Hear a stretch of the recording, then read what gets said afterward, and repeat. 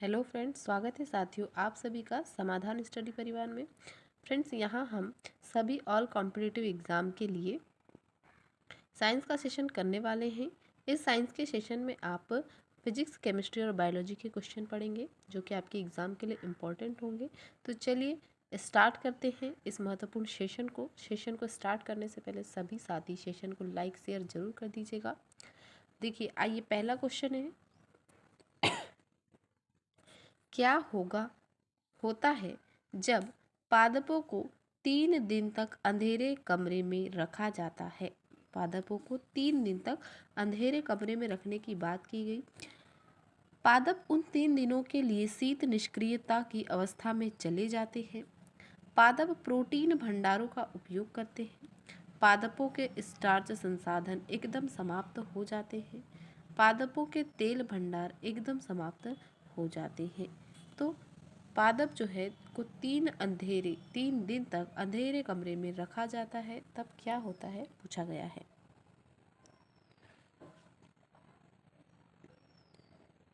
Option C right answer होगा। पादपों के स्टार्च संसाधन एकदम समाप्त हो जाते हैं। ऑप्शन सी राइट आंसर होगा। अगला क्वेश्चन, प्रकाश संश्लेषण के प्रयोगों में हम स्टार्च की उपस्थिति को क्यों मापते हैं।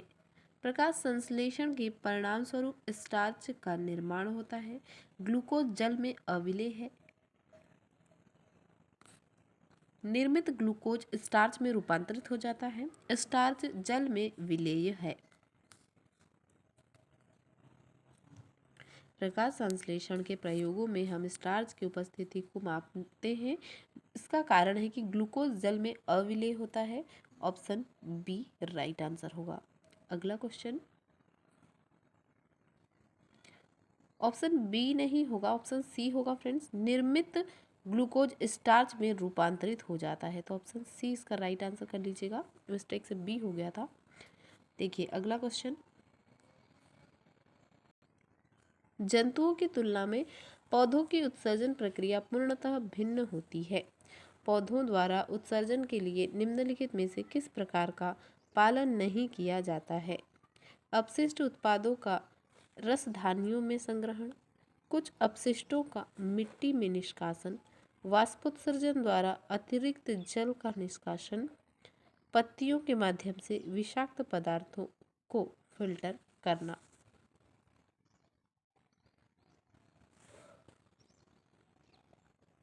ऑप्शन डी राइट आंसर होगा। पत्तियों के माध्यम से विषाक्त पदार्थों को फिल्टर करना। अगला क्वेश्चन, निम्नलिखित में से कौन सा भाग पौधों में गैसीय विनिमय में सहायक होता है। रक्षक कोशिकाएं, केंद्रक, कोशिका झिल्ली, रंध्र।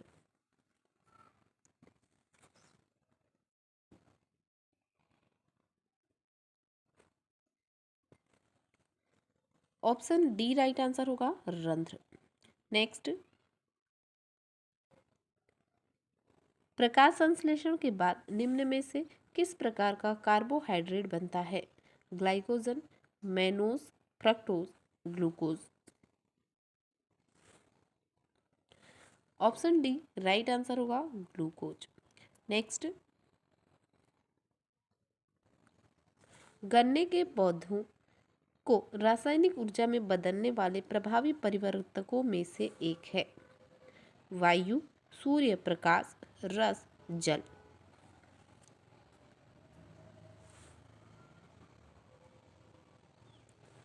गन्ने के पौधे को जो है सूर्य प्रकाश रासायनिक ऊर्जा में बदलने वाले प्रभावी परिवर्तकों में से एक होता है। ऑप्शन बी इसका राइट आंसर होगा, सूर्य प्रकाश। नेक्स्ट, प्रकाश संश्लेषण के लिए किस गैस की आवश्यकता होती है। Carbon dioxide, carbon monoxide, oxygen, hydrogen. प्रकाश संश्लेषण फोटोसिंथेसिस के लिए कार्बन डाइऑक्साइड गैस की आवश्यकता होती है। ऑप्शन ए राइट आंसर होगा, CO2 गैस की आवश्यकता होती है। नेक्स्ट, प्रकाश संश्लेषण की दर, रेट ऑफ फोटोसिंथेसिस किस रंग के प्रकाश में अधिकतम होती है। बैंगनी, हरा, लाल, पीला। करेक्ट आंसर होगा लाल। जो रेड कलर है इसमें प्रकाश संश्लेषण की दर सबसे अधिक होती है, तो ऑप्शन सी राइट आंसर होगा रेड। नेक्स्ट, कैक्टस जैसे मरुस्थलीय पौधे का कौन सा भाग प्रकाश संश्लेषण की प्रक्रिया करता है? पत्तियां, तना, कांटे, जड़। ऑप्शन बी राइट आंसर होगा तना। नेक्स्ट, प्रकाश संश्लेषण प्रकाश की उपस्थिति से होता है। किस रंग के प्रकाश की रेंज प्रकाश संश्लेषण की दर को सबसे कम प्रभावित करती है? नीला, लाल, हरा, पीला।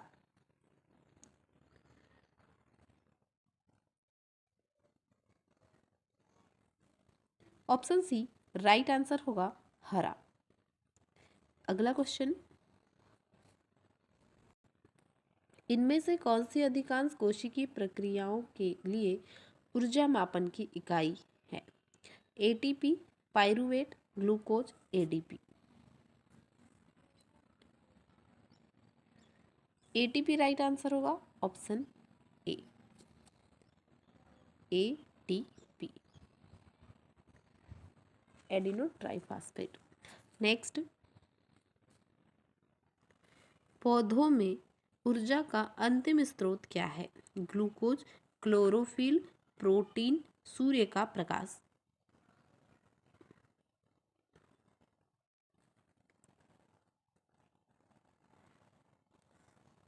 ऑप्शन डी राइट आंसर होगा सूर्य का प्रकाश। अगला क्वेश्चन,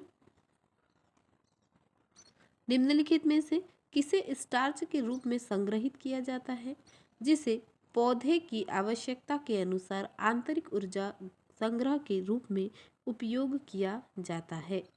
सूर्य का प्रकाश, ऑक्सीजन, पानी, कार्बोहाइड्रेट।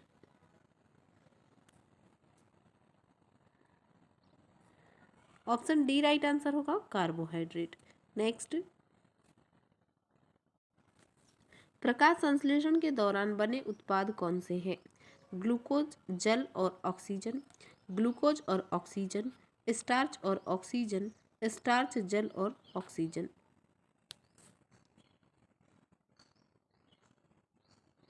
ग्लूकोज, जल और oxygen, option A right answer होगा। अगला क्वेश्चन, प्रकाश संश्लेषण पौधे के किस भाग में होता है? शाखाएं और तने में, पत्ती और क्लोरोप्लास्ट की मौजूदगी वाले अन्य भागों में, पत्ती और तने में, जड़ों और जड़ों के रस में। प्रकाश संश्लेषण फोटोसिंथेसिस सूर्य प्रकाश की उपस्थिति में जो है पत्ती और क्लोरोप्लास्ट की मौजूदगी वाले अन्य भागों में होता है। ऑप्शन बी इस क्वेश्चन का राइट आंसर होगा। अगला क्वेश्चन, परपोषित पोषण की एक पद्धति नहीं है। परजीवी, प्राणीसम, स्वचालित, मृत पोषित।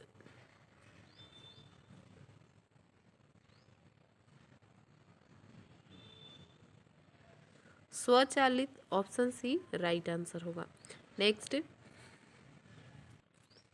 निम्नलिखित में से कौन सी प्रक्रिया कार्बन डाइऑक्साइड वातावरण से हटाती है? प्रकाश संश्लेषण, बायोडिग्रेडेशन, विद्युत अपघटन, गैल्वेनीकरण।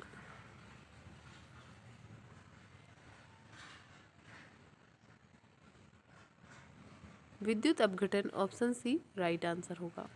नेक्स्ट, फोटोसिंथेसिस या प्रकाश संश्लेषण के किस स्तर पर ग्लूकोज का निर्माण होता है? रोशनी पर निर्भर प्रतिक्रियाएं, Calvin cycle, fermentation, oxidation.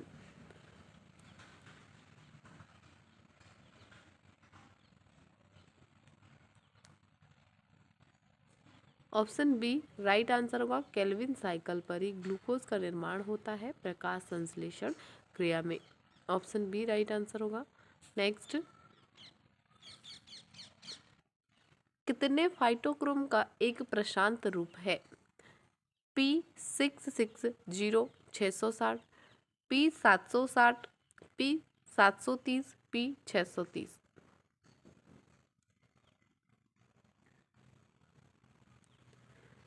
P660 जो है फाइटोक्रोम का एक प्रशांत रूप है। ऑप्शन ए राइट आंसर होगा। अगला क्वेश्चन, स्कर्वी रोग जिसके लक्षणों में मसूड़ों से खून आना शामिल है, जिसे आहार में शामिल करके रोका जा सकता है। Vitamin A cholesterol, vitamin C protein. Scurvy रोग जब हम पढ़ते हैं तो हमें इजीली विटामिन सी याद आता है। तो विटामिन सी से स्कर्वी रोग होता है इसकी कमी से, तो ऑप्शन सी राइट आंसर होगा। विटामिन सी आहार में लेना चाहिए। खट्टी जो चीज़ें हैं इसका सेवन हमें करना चाहिए, तो ऑप्शन सी राइट आंसर होगा। अगला क्वेश्चन, खट्टे फल का एक समृद्ध स्रोत माना जाता है। Vitamin A, vitamin D, vitamin B, vitamin C. अभी हमने बात की थी स्कर्वी रोग की, तब हमने कहा कि जो विटामिन सी है यह इसका सेवन हमें करना चाहिए, जिससे जो है स्कर्वी रोग समाप्त किया जा सके।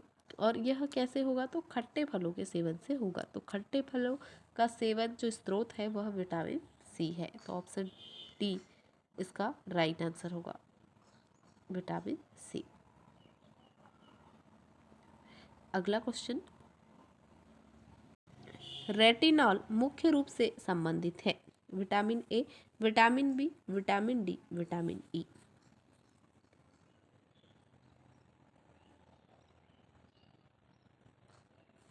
विटामिन ए को ही रेटिनॉल कहा जाता है। इसकी कमी से जो है नाइट ब्लाइंडनेस, वर्णांता या रोग होता है। नाइट ब्लाइंडनेस रात में नहीं दिखता है रेटिनॉल की वजह से, विटामिन ए की वजह से, तो ऑप्शन ए राइट आंसर होगा, विटामिन ए। नेक्स्ट, ये कुछ विटामिन उनके रासायनिक नाम और कमी के प्रभाव दिए गए हैं। चाहे तो आप स्क्रीनशॉट ले लीजिए या फिर नोट डाउन कीजिए। जैसे विटामिन ए है तो रेटिनॉल कहा जाता है, इसे रतौंधी रोग होता है।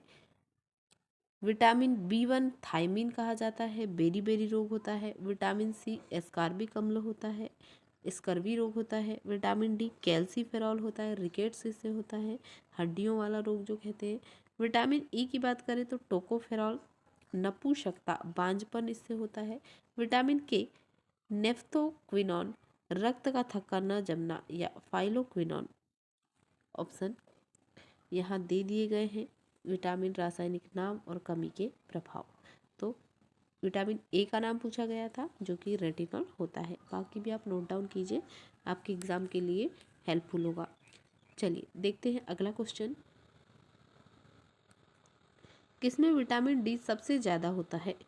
बिनोला, कॉटन सीड का तेल, जैतून का तेल, कॉड लीवर तेल, मछली का तेल, सूरजमुखी का तेल।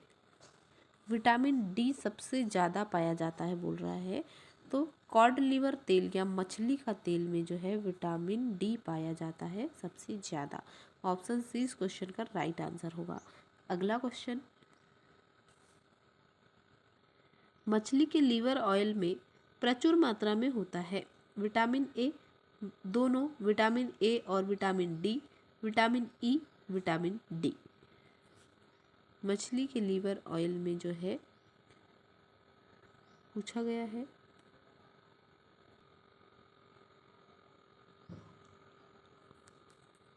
ऑप्शन बी राइट आंसर होगा, दोनों होता है। विटामिन ए और डी दोनों ही मछली के लीवर ऑयल या कॉड ऑयल में होता है। ऑप्शन बी राइट आंसर होगा।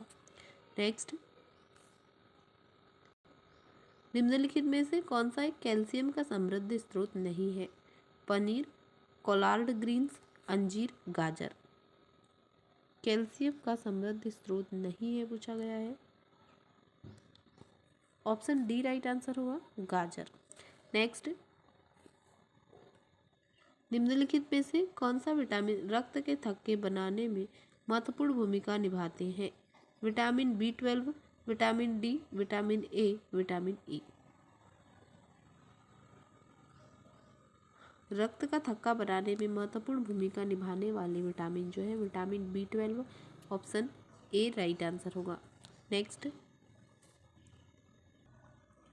कोबालमिन को भी कहा जाता है vitamin D, vitamin B12, vitamin A, vitamin C. Cobalamin मतलब जो कि जिसमें कोबाल्ट धातु होती है, तो यह विटामिन B12 में होता है जिसे साइनोकोबालमिन कहा जाता है। यहाँ सिर्फ कोबालमिन दिया गया है तो आप इसका विटामिन B12 ही आंसर करेंगे, ऑप्शन बी राइट आंसर होगा। कोबालमिन या साइनोकोबालमिन को विटामिन B12 कहा जाता है।